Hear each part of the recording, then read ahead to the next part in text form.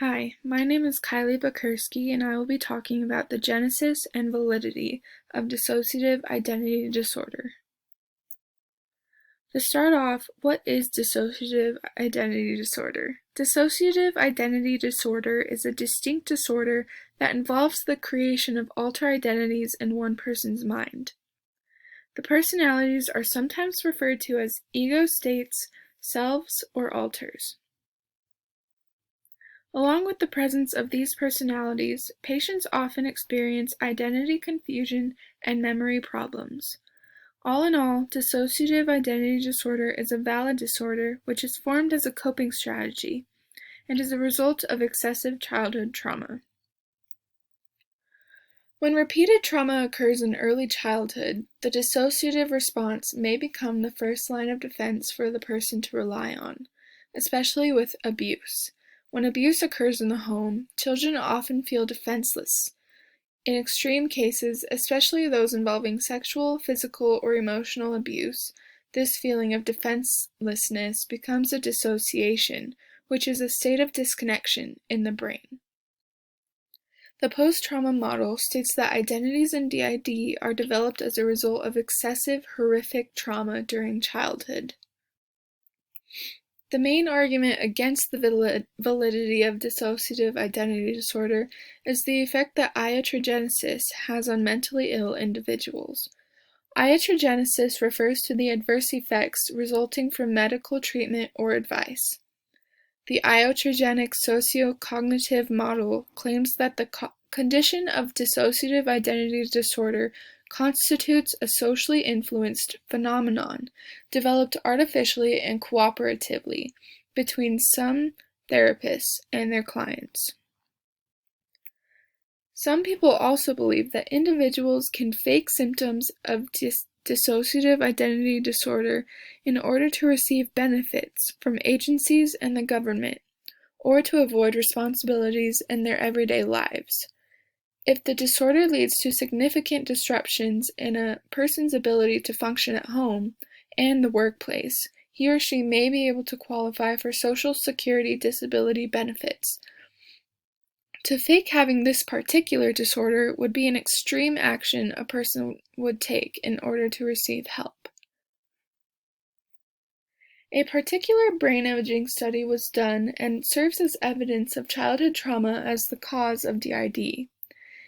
In this study, there were 29 subjects, which included 11 patients with DID, 10 high-fantasy-prone DID simulating controls, and 8 low-fantasy-prone DID simulating controls. Unconscious and subjective reactions were obtained. Differences in psychophysiological and neural activation patterns were found between the DID patients and both the high and low fantasy-prone controls.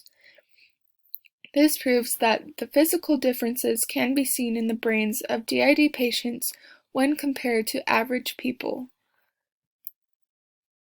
The media portrayals of DID also play a huge role in the false beliefs about the disorder. Dissociative identity disorder in movies is often linked with psychotic, violent, sadistic, and extremist behavior, which is extremely false and leads people to misunderstand the mental disorder and the people who cannot control the effects the disorder has on them. A movie called Split was written by M. Night Shyamalan and shows a man with 23 personalities kidnapping and terrifying 3 teenagers. It shows DID as a horrifying disorder that people should be afraid of. The entirety of this story, however, is fiction, especially the beast-like alter shown in the movie. There is also the classic story of Dr. Jekyll and Mr. Hyde. In the story, Dr. Jekyll secretly provides an outlet for the evil in his soul by various acts, but is afraid of doing so openly because of the fear of social criticism.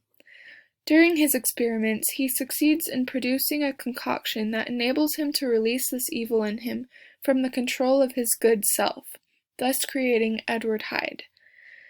Edward Hyde is pure evil. Not only is his psyche different from Dr. Jekyll, but also his body is grotesque and deformed. While this is a decent metaphorical example of DID, it pushes to the extremes. Hyde is completely evil in the story and is even described as deformed. This is not how alters truly are. A real-life story of a patient with DID is a 1920s case study of a woman named Elena. Elena was a patient at the neuropsychiatric clinic of Milan. She was constantly changing identities without any knowledge of it.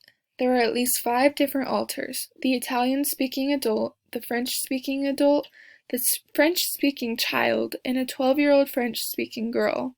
Sometimes the 10-year-old girl also emerged. Elena suffered from a lot of traumatic situations as a child. There was a large amount of emotional neglect by her mother.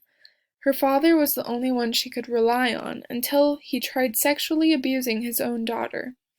Lastly, 5 of Elena's siblings died at a very young age. This put Elena in a condition of fear without solution. Elena ended up adapting and unknowingly found her own solution. This solution was dissociative identity disorder. No matter what the development of this disorder is, it is agreed by many mental health professionals that an intensive treatment is necessary. This is a big focus of research for dissociative identity disorder. It has been found that evidence-based treatment supported by scientific evidence, is necessary for the treatment of this controversial disorder. One type of therapy is the individual psychodynamic psychotherapy. There are 3 phases in this type of therapy. In the first phase, safety and symptom stabilization is established. In the second phase, traumatic memories are confronted and processed. And in the third phase, identity integration and rehabilitation is addressed. The main goal of therapy is learning how to coexist with the alter personalities present and working through the trauma that has caused the patient to be subjected to this disorder. Another type of therapy is schema therapy. Schema therapy can last 1 to 3 years. It combines traditional cognitive behavioral treatment with experiential and interpersonal elements. This therapy aims to normalize for the patient the different identities by reframing them as modes of their personality, which are common in all humans.